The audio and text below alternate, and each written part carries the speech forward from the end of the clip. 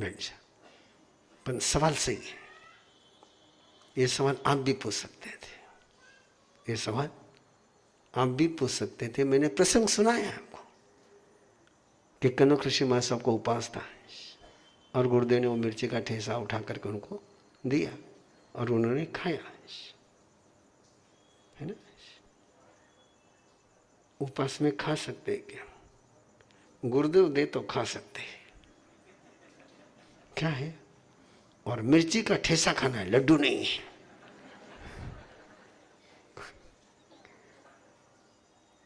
क्या खाना है? ठेसा, वो भी बिना रोटी का। उसमें कोई हाँ मुंह में जाकर क्या करेगा, वो पेट में जाकर क्या करेगा, हाँ करेगा। लेकिन उनका कुछ भी नहीं हुआ। पचकान के समय में एक शब्द बोलते हैं, महत्तरा गारेनम। क्या बोलते हैं? महत्तरा गारेनम। और महत्तरा गारेनम का मीनिंग होता है, महत्तर यानी बड़े। बड़ों ने कुछ कहा है तो मैं उसको कर सकता हूं। सहसा गारेनम शब्द कितने पर आप पचकान लेते हैं? आप बच्चे ने पूछा इसलिए सब्जेक्ट शुरू हुआ, पर कितना ही शब्द में बोला और किन्हीं मीनिंग कहीं मालूम रहे नहीं, मां सब पचकान दे दो, है ना। सहसा गारेनम, परिठवण्या गारेनम। परिठवण्या गारेनम संतों के लिए होता है कि गोचरी ज्यादा आ गई है, खा नहीं सकते सारे संत मिलकर के, और उस समय किसी को उपास है तो गोचरी परठाने के बजाय, फेंकने के बजाय, कूड़ादान में डालने के बजाय उसके उपास में उसको आहार कराने की हमारे यहाँ व्यवस्था है। उसको क्या कहते हैं? परिठवण्या गारेनम।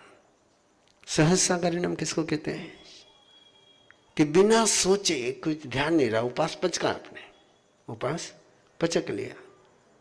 और रोज की आदत है अपने को, कुछ सामने आए तो मुंह में डाल लिया। और ऐसे उपास के समय में बिना सोचे चलते चलते कोई दो मुंह में चले गए तो उससे उपास टूटता नहीं। लेकिन इसका मतलब कैसे? सोच करके नहीं,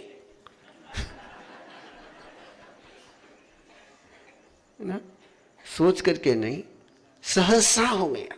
कैसा हो गया? सहसा हो गया। तो उसको क्या कहते हैं? आकस्मिक का अगर।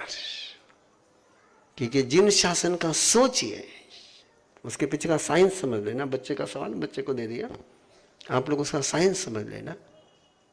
ये मनोविज्ञान है कि आपने जो प्रतिज्ञा ली है उसको ब्रेक नहीं करना चाहिए।